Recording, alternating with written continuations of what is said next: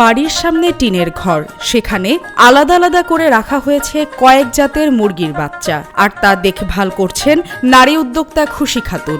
কখনো খাবার দিচ্ছেন, আবার কখনো মুরগিগুলোর স্বাস্থ্য পরীক্ষা করছেন। গ্রাম থেকে ডিম সংগ্রহ করে তা ইনকিউবেটরের মাধ্যমে উৎপাদন করছেন বিভিন্ন জাতের বাচ্চা, যা বিক্রি করছেন দেশের বিভিন্ন জেলায়। আর তা থেকেই প্রতি মাসে লাখ টাকা আয় করছেন ঝিনাইদহের শৈলকুপা উপজেলার লক্ষ্মীপুর গ্রামের নারী উদ্যোক্তা খুশি খাতুন।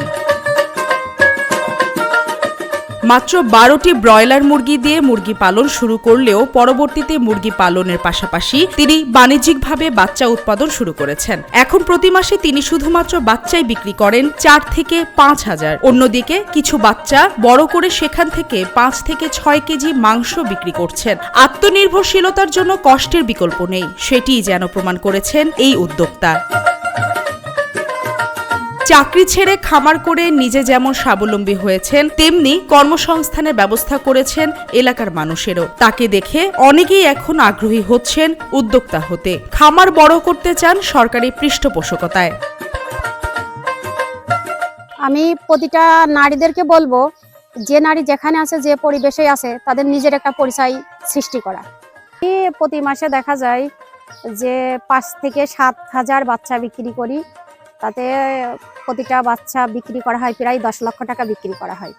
চাকরিটা আসলেই মনে হতো আধুনিক দাসত্ব, ওখানে নিজের বলতে কিছু থাকে না।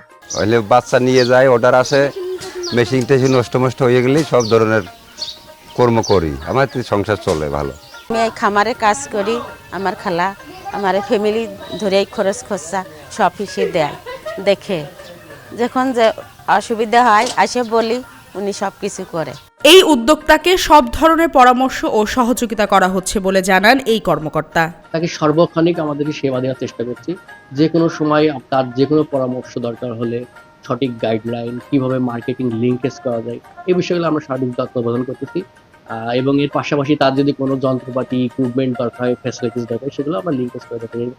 বিগত কিছুদিন আগে তার আমাদের অটোমেটেড ভ্যাকসিন দরকার ছিল, যেটা আমাদের শৈলকুপা বা ঝিনাইদহে পাওয়া যায়। আমি সেটাকেও লিঙ্কেজ করা দেওয়ার চেষ্টা করছি।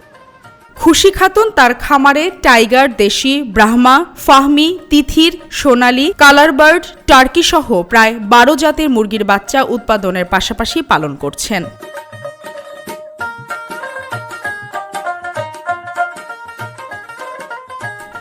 মালিহা চৌধুরী, আয়না টেলিভিশন।